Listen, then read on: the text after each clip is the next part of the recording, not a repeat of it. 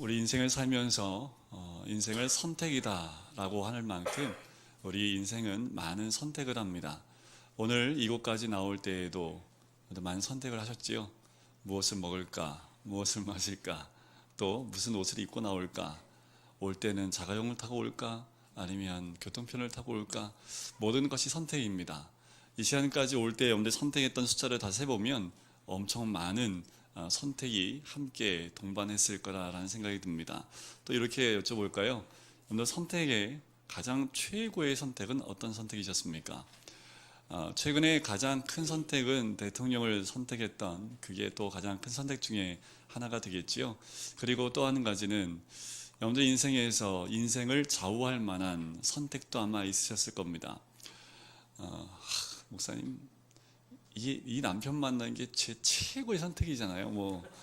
네, 남자분들만 웃어요. 네, 거꾸로 이 아내를 만난 것이 내 인생의 가장 최고의 선택이었습니다 라고 말씀하실 수도 있을 것 같아요.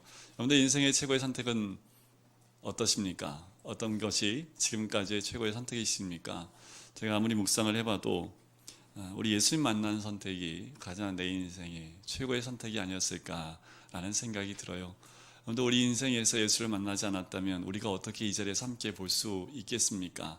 우리에게 이 선택만큼 가장 큰 그리고 최고의 선택은 없는 것 같아요. 룻기의 말씀을 보면 성경에서 기록된 최초의 소설 형식으로 쓰여진 성경이 이 룻기의 말씀입니다. 그런데 이 룻기의 말씀은 신학자들 가운데에도 굉장히 중요하게 다루어지는 책인데 그 이유가 뭐냐면 구속사의 비밀이 숨겨져 있기 때문에 그래요. 소설 형식을 취하고 있지만 당당하게 역사서의 중간에 속해 있는 책이기도 합니다. 이 룻기서는 총 85절로 되어져 있는 아름다운 시와 같이 쓰여져 있습니다. 여러분들 룻기가 몇 장으로 되어 있는지 우리가 암송할 때 이렇게 암송을 했지요. 기억나십니까? 룻과 보아스의 사랑 이야기에서 룻기는 4장으로 되어 있다. 네, 반응들이 없으신 거 보니까 벌써 다 까먹으셨군요. 네, 룻과 보아스의 사랑 이야기에서 룻기는 4장으로 되어 있습니다. 다시 말씀을 드리면 이 룻기서는 정말 아름다운 사랑 이야기가 적혀져 있지요. 그런데 이 룻기에 예수님을 빼고 읽으면 꼭 이렇게 읽어져요. 신데렐라의 내용이 적혀있는 책같이 느껴집니다. 그리고 돌싱이 재혼에 성공적으로 통과한 그리고 성공했던 책으로 남아있을 수도 있는 책이 룻기의 말씀입니다. 예수님이 계시기 때문에 예수 그리스도의 생명이 이어지기 때문에 사실 이 룻기는 굉장히 아름다운 책, 가장 귀한 책이 될 수 있는 거지요. 성경 전체를 보면 여성의 이름을 가지고 책 제목을 쓴 것은 성경에 딱 2권 있습니다. 룻기와 에스더서라는 2가지의 책이 있습니다. 에스더는 그 직분이 뭐였습니까? 그 위치가 왕비였잖아요, 그죠? 굉장히 높은 위치에 있었던 사람이 에스더, 또한 유대인이었습니다. 근데 룻은 어떻습니까? 이방 족속이었습니다. 좀 비천했습니다. 삶이 굉장히 힘들었던 삶, 그 삶을 가졌던 사람이 룻이라는 여인입니다. 그럼에도 불구하고 이 룻기가 가장 중요한 것은 무엇이냐면 예수 그리스도의 계보 가운데 누가 올라가요? 룻이 당당하게 올라가 있다라는 겁니다.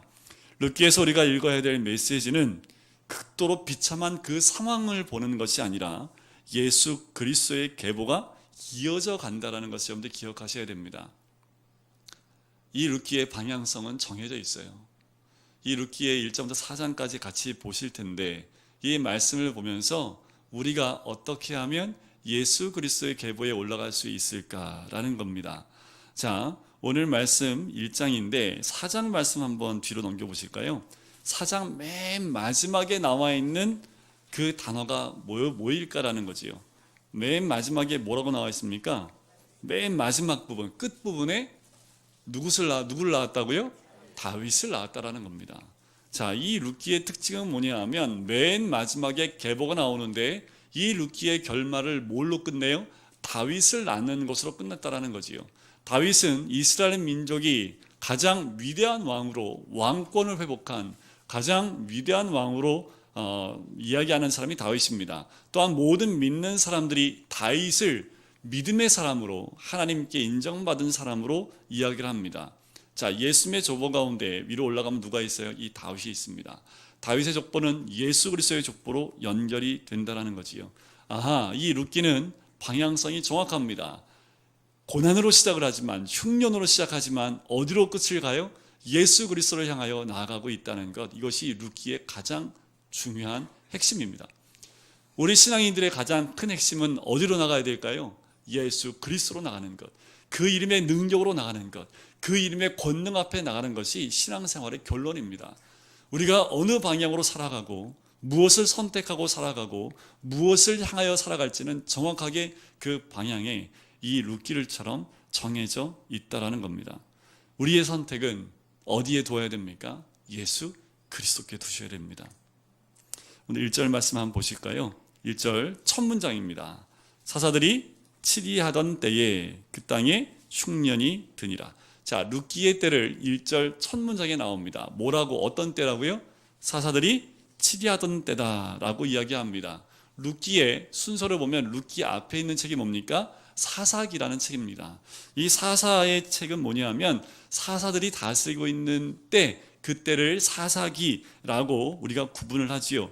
이때 이 사사기의 가장 큰 특징이 뭐냐면 이렇게 정리를 합니다. 그때 이스라엘의 왕이 없으므로 사람이 각기 누구의 소견대로요? 자기의 소견에 옳은 대로 행하였더라 라고 나옵니다. 이게 사사기 전체의 핵심입니다. 그냥 자기 소견에 옳은 대로, 이게 성경적인 얘기지만 조금 현대말로 바꿀까요? 내 마음대로, 지 하고 싶은 대로, 그냥 네 감정대로, 그냥 내가 하고 싶은 대로 막 살았다. 이때가 사사기 때입니다. 자, 사사들이 치리하던 때가 어떤 때냐면요, 하나님 말씀이 전혀 없어요.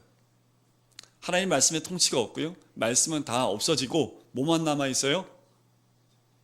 나만 남아있는, 나만. 모든 결정의 중심에 누가 있어요? 내가 있네, 내가. 이때가 어떤 시대라고요? 사사기. 여러분들은 어떤 때에 살고 계십니까? 사사기 시대에 살고 계십니까? 아니면 예수님의 시대에 살고 계십니까? 아직 내 생각, 내 소견, 내 뜻, 내 감정, 내 마음, 하여튼 내 하고 싶은 대로 막 하고 살아요, 목사님. 그러면 사사기에 살고 있구나 라고 보시면 됩니다.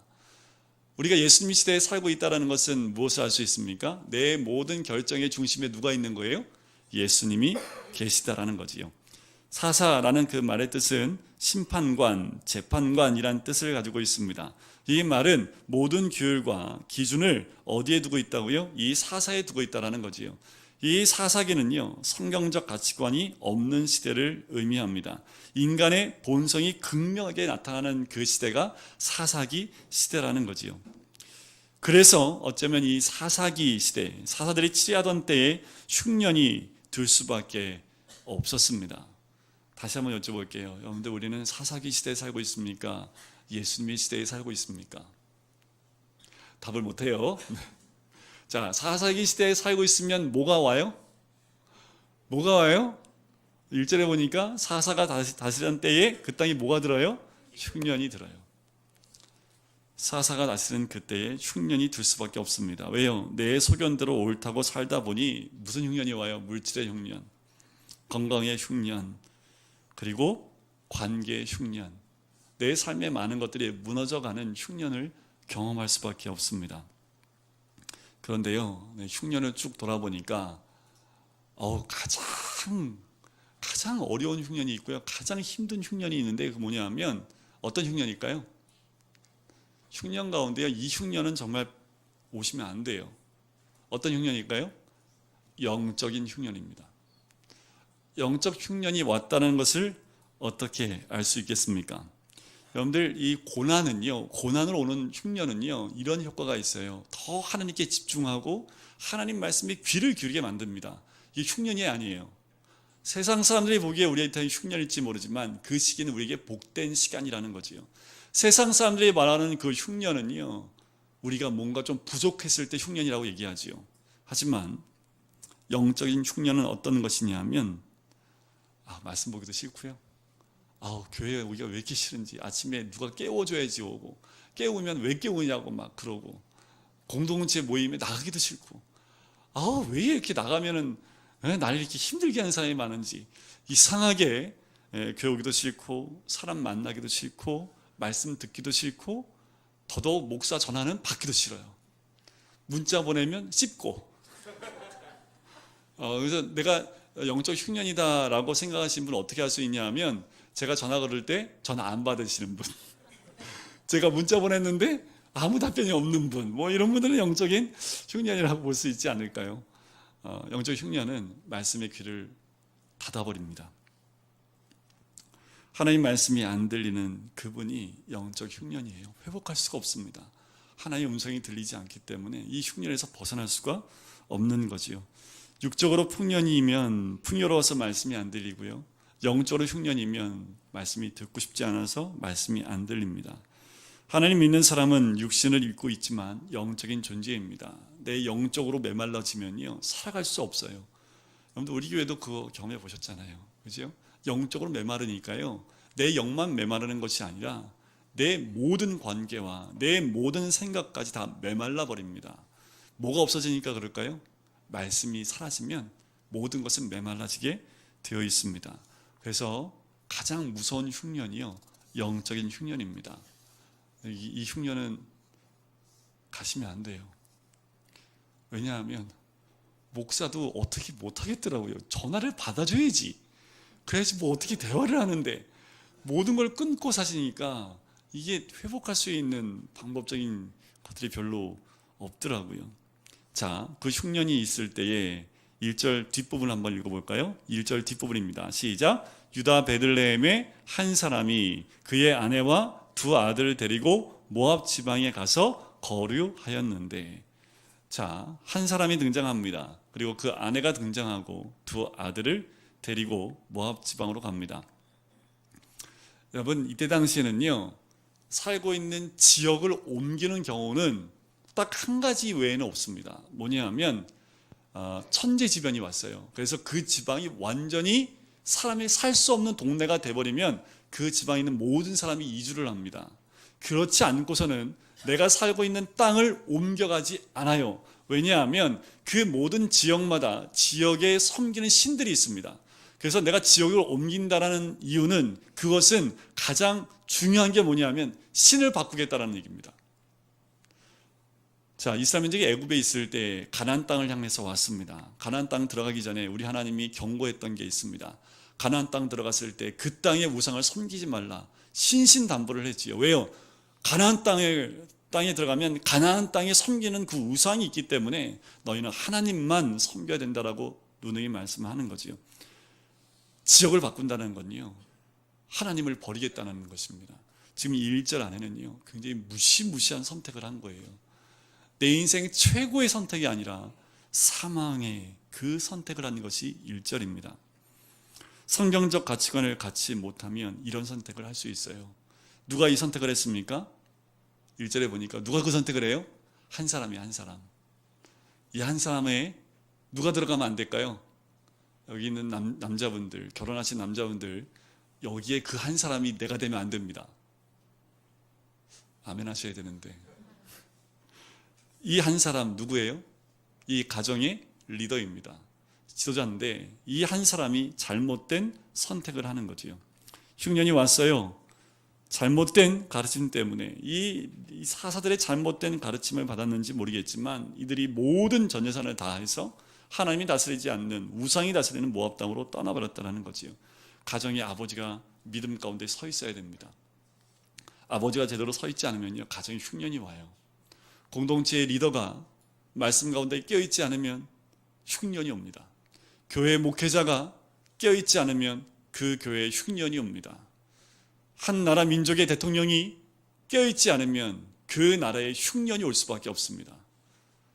이 땅에 이 전 세계 강대국이라는 이 세계를 움직이는 강대국의 리더들이 깨어있지 않으면 전 세계에 흉년이 올 수밖에 없습니다.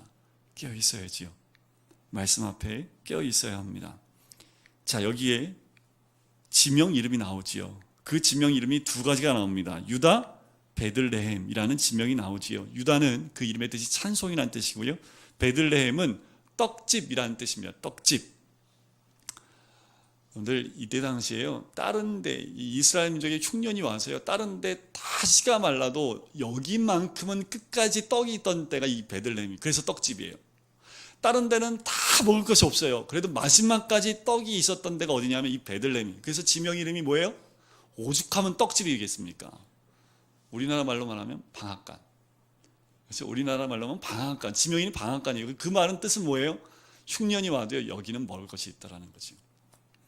그런데 이들이 그 땅을 떠나요. 그런데 베들레헴이 어떤 땅입니까? 이 땅에서 누가 태어나요? 예수님이 태어나요. 장차 예수님이 오실 그 땅에 흉년이 들었다라는 거죠. 이게 또 무슨 말입니까? 좀 이따 말씀을 드릴게요. 예수님이 태어나는 그 땅에 흉년이 들었다는 말이 또 무엇일까? 자, 눈앞에 보이는 흉년 때문에 예수님이 오실 그 땅을 버리고 이들이 나갔다라는 거지요. 자, 떡집. 요한복음 6장 말씀에 보면 예수님은 스스로 뭐라고 말씀하십니까? 나는 생명의 떡이다 라고 말씀을 하지요. 요한복음 1장 1절에 태초에 말씀이 계시니라. 그 말씀이 곧 누구를 의미해요? 예수 그리스도. 예수 그리스도는 곧 뭐라고요? 떡이라고요. 그럼 떡은 곧 뭐예요? 이렇게 말씀드려야지 이렇게 연결이 되잖아요. 그죠? 말씀 니코로 예수 그리스도, 예수 니코로 떡이에요. 떡. 아, 그럼 베들레헴은 뭐가 풍성한 곳입니까? 말씀이 풍성한 곳이에요. 근데 왜 흉년이 와요? 왜 흉년이 올까라는 거예요. 말씀이 풍족한 곳인데 왜 흉년이 올까? 자, 뭐가 흉년입니까? 아까 말씀드렸죠? 말씀이 안 들려요. 이 시대만큼 베들레헴이 풍성한 때가 없습니다. 그냥 TV 탁 틀면 주일날 여러분들 TV 기독교 채널이 3개가 있죠. 3개 있죠. 제가 정확하게 알죠. 4개인가요? 네, 3개 있을 거예요. 그죠? 모든 채널 다 돌려보십시오. 아주 말씀이 쏟아집니다. 주일날은 아침부터 저녁 때까지 말씀만 나와요. 말씀 찬양, 말씀 찬양. 여러분들 듣고 싶은 말씀이 있으면 인터넷 검색해 보십시오. 그냥 언제든지 주옥 같은 말씀이 쏟아져 나옵니다.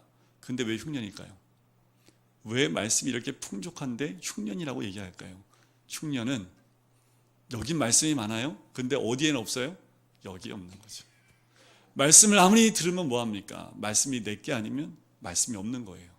말씀을 아무리 많이 들어도 그 말씀이 내 삶 가운데 들어와 있지 않으면 나는 흉년에 있는 거라는 거죠. 아무리 말씀이 풍족해도 나는 흉년 가운데 배를 고를 수 있다는 겁니다. 그래요. 베들레헴에도 흉년이 올 수 있습니다. 우리 안에 말씀이 사라지면, 말씀에 귀를 열지 못하고 말씀이 내가 되지 못하면 흉년입니다. 그래서 이들이 떠나는 곳이 어디입니까? 베들레헴이라는 곳을 떠나서 모압이라는 곳으로 갑니다. 모압은 아브라함의 조카가 그 딸들과에서 자식을 낳은 그 모압 족속, 그 모압 족속은 영원히 여호와의 청년에 들어오지 못하리라고 저주를 받았던 그 민족입니다. 그 땅으로 나아가게 되는 거지요. 2절 말씀을 볼까요? 흉년을 세상 방법으로 피하여 갔더니 어떤 일이 생겼는지 2절에 나옵니다. 2절 같이 한번 읽어볼까요? 시작. 그 사람의 이름은 엘리멜렉이요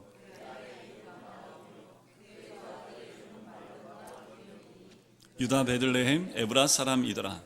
그들이 모압 지방에 들어가서 거기 살더니. 자, 여기에 그 한 사람의 이름이 나옵니다. 그 한 사람 이름이 뭐예요? 엘리멜렉.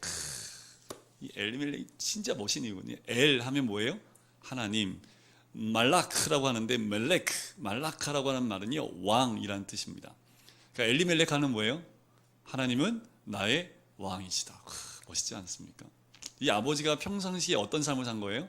하나님은 나의 왕이십니다 라고 사시는 거지요. 얼마나 거룩한 이름입니까? 나옴이라는 이름의 뜻은 뭔지 아십니까? 기쁨, 희락, 즐거움이지요. 하나님 한 분만이 나의 기쁨이고 즐거움이다 라고 살았던 사람, 그 사람이 엘리멜렉 나옴이라는 사람입니다. 그런데 믿음의 땅에 살다가 흉년이 오니까 이들이 뭘 선택해요? 세상을 선택해 가기 시작했다라는 겁니다. 내가 믿음이 있는 줄 알았는데 흉년이 오니까 어떻게 된 거예요? 흉년이 오니까 세상으로 떠나 버렸다라는 거지요. 흉년이 와봐야지 우리의 믿음의 수준을 알 수 있는 겁니다. 내 믿음의 수준은 흉년이 와보면 어떤 선택을 하는지가 정확하게 나와요. 자, 여기에 두 아들의 이름이 나옵니다. 말론이고 기련인데요. 뜻이 뭐냐 하면 병약하다, 쇠약하다는 뜻이 있어요. 이상하죠? 아버지하고 어머니는 참 이름이 멋있는데 두 아들의 이름은 병약하다, 쇠약하다는 뜻입니다. 그 말은 뭐예요? 이 두 아들이 어떻다라는 거예요? 비실비실하다라는 거지요. 하여튼 여러모로 비실비실해요. 네, 겉모습도 비실비실할 것 같기도 하고, 근데 여러모로 비실비실해요. 부모가 경건하고 멋있어도 이 아들들을 보니까 어떻게 해요? 여기 있으면 안 될 것 같아요. 그래서 어디로 간 거예요? 강남 간 거지요. 제가 광명 살았잖아요. 광명에서 주로 이사를 가는 데가 어딘 줄 아십니까? 교육의 도시라고 할 수 있는 목동으로 갑니다. 여러분들 왜 분당으로 가시는지 아세요? 강남 가기 위한 교두보로 분당을 가는 겁니다. 강남은 못 돌아가니까 강남 비스꾸무리한 분당으로 가는 거지요. 어떻게 해요? 내 자녀를 더 멋있게 키우고 싶어서 어떻게 해요? 세상으로 나가는 거지요. 인생에 흉년이 와봐야 돼요. 어려움이 와봐야지 내가 정말 믿음이 있는지 없는지를 알 수 있는 거지요.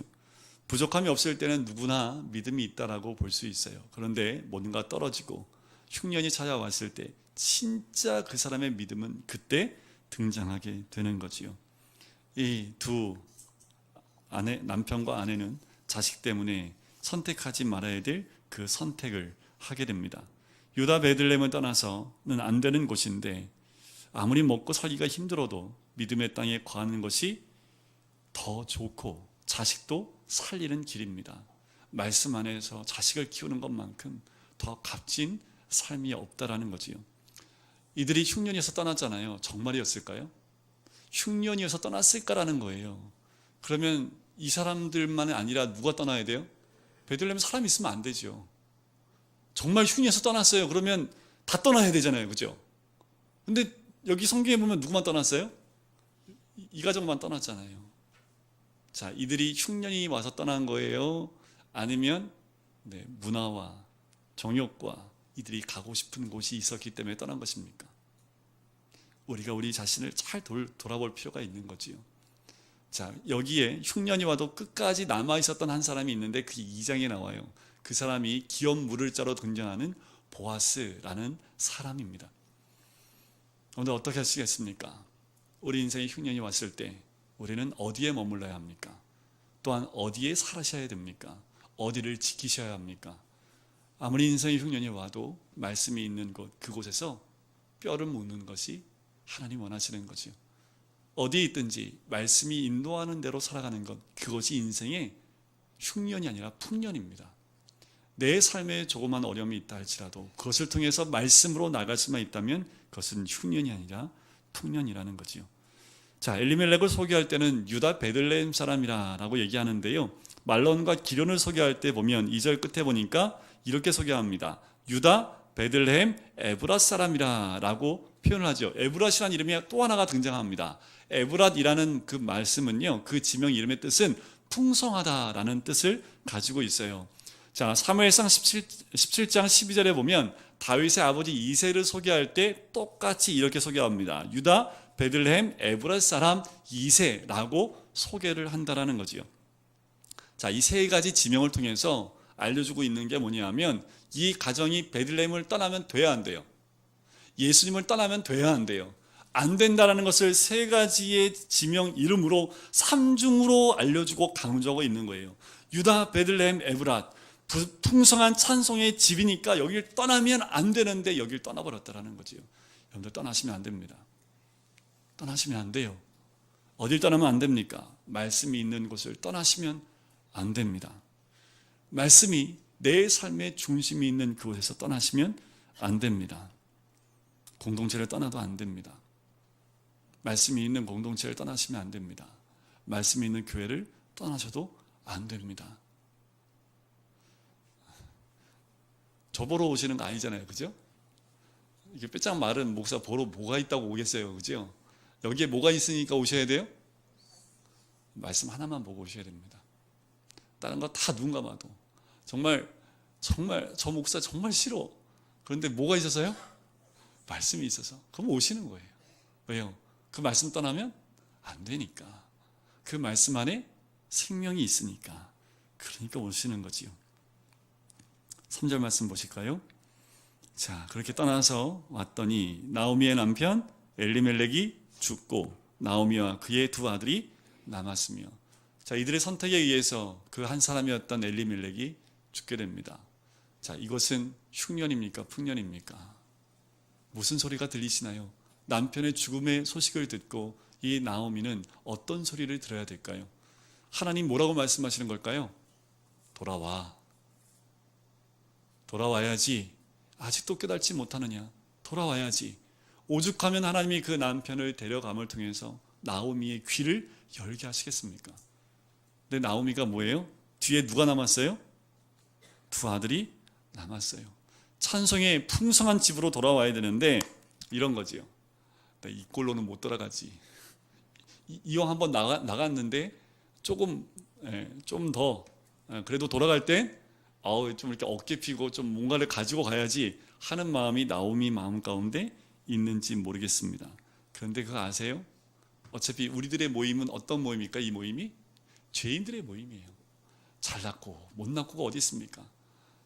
죄송합니다. 교도소 가면 잘난 사람이 있고 못난 사람이 있어요? 교도소 가면 누구밖에 없어요?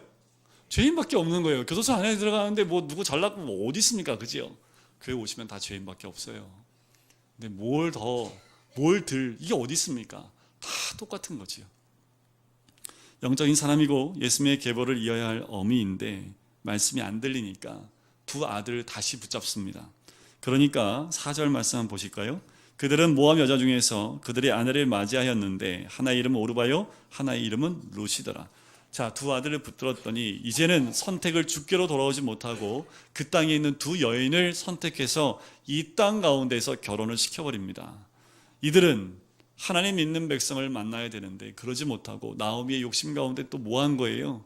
하나님 백성인 이스라엘 가운데 들어와서 결혼을 해야 되는데 그 땅에 있는 여인과 결혼을 하게 한다는 거지요. 이런 겁니다. 내가 여기까지 와서 얼마나 고생했는데 너라도 내 한을 풀어다오 라는 마음을 가지고 이 땅에서 정말 멋지게 살아봐야 돼 하고 그 자식을 통해서 뭔가 보상을 받으려고 한다라는 거지요. 그러나 모압은 가증한 우상을 섬기는 이방 족속입니다. 이 땅과 결혼하여 살아갈 수 없는 거지요. 4절 후반부에 보니까 이렇게 나옵니다. 그들이 거기에 거주한 지 10년쯤에, 몇 년쯤에요? 10년쯤에. 하나님이 몇 년 기다려주신 걸까요? 10년은 기다려주신 거예요. 10년을. 여러분들 하나님이 얼마나 기다리시는지 모르겠습니다. 여러분 기다릴 때 오세요. 기다릴 때 하나님, 우리 하나님이 탕자가 나가서 그 아버지가 탕자가 돌아올 때까지 눈이 멀도록 기다리는 그 모습으로 우리의 하나님 아버지가 기다리고 계신다라는 거죠. 10년 동안 기다렸는데 결국은 어떻게 해요? 두 아들도 다 죽고 그 여인은 두 아들과 남편의 뒤에 남게 됩니다. 누구라도 교회 공동체를 떠나서는 올바른 결정을 할 수 없지요. 일단 베들레헴을 떠났더니 이 나오미가 어떤 결정을 계속합니까? 하나님과 관계없는 결정들을 계속한다라는 거지요. 신앙은 나홀로가 아닙니다. 나홀로 신앙은 균형 잡힌 신앙이 될 수가 없다라는 거지요. 결국 10년 지나고 남편과 두 아들은 다 죽게 됩니다. 영적인 회복은 전혀 안 되고 그런 대로 잘 먹고 잘 살았는지 모르겠습니다. 하지만 결과가 무엇입니까? 결과가 무엇이에요? 결국은 아들까지 다 죽게 되어지는 그 결과를 맞이하게 되는 거지요. 자, 이제 어떨까요? 나오미의 귀가 열렸을까요? 안 열렸을까요? 자, 5절 말씀을 같이 한번 읽어보겠습니다. 말론과 기리온 두 사람이 다 죽고 그 여인은 두 아들과 남편의 뒤에 남았더라. 자, 이 나오미는 이제 두 아들이 죽고 난 10년이 지난 다음에야 뭐가 열렸을까요? 자, 오늘 본문 말씀은 아니지만 6절 말씀 한번 보실까요? 6절 말씀을 같이 한번 읽어보겠습니다. 시작. 그 여인이 모압 지방에서 여호와께서 자기 백성을 돌보시사 그들에게 양식을 주셨다함을 듣고 이에 두 며느리와 함께 일어나 모압 지방에서 돌아오려 하여. 자, 1절부터 5절까지 내용과 6절과 달라진 게 뭡니까? 딱 한 단어를 딱 찾으셔야 돼요. 뭐가 달라졌습니까? 듣고입니다. 듣고. 모압 지방 가서 그 아내와 그 남편과 두 아들이 죽을 때까지 듣는다는 말이 단 한 번도 나오지 않는데 다 죽고 난 다음에 보니까 이제 6절 가사야 뭐예요? 뭐가 들려요? 양식을 주셨다함을 들었다라는 거지. 뭐가 들렸을까요? 베들레헴의 말씀이 들려오기 시작을 합니다. 나오미는 이 소리를 듣고 이제 선택을 달리합니다. 1절은 사망의 선택이지만 6절은 생명의 길의 선택을 하기 시작을 하는 거지요. 여러분들, 이게 룻기의 처음입니다. 이제 룻기에 나오는 이 나오미가 어떤 선택으로 나아가서 또한 어떻게 예수 그리스도 앞으로 나아가는지를 룻기의 말씀을 통해서 함께 보도록 할 텐데요. 오늘은 가장 중요한 것, 어떤 선택을 하시겠습니까? 여러분들, 말씀이 있는 곳을 떠나시면 안 됩니다. 말씀이 있는 곳이 때로는 힘든 곳일 수 있어요. 내 마음이 괴로울 수 있습니다. 말씀이 내 마음에 부딪힐 때마다 괴롭고 힘들 수 있습니다. 그 자리를 떠나시면 안 됩니다. 그곳은 우리 주님이 함께 하시는 곳이고 우리 예수님이 우리와 동행하시는 곳이기 때문에 그렇습니다. 생명의 선택을 하시는 우리 모든 성도님 되시기를 주님의 이름으로 간절히 축원드립니다. 우리 시간씩 기도하실까요?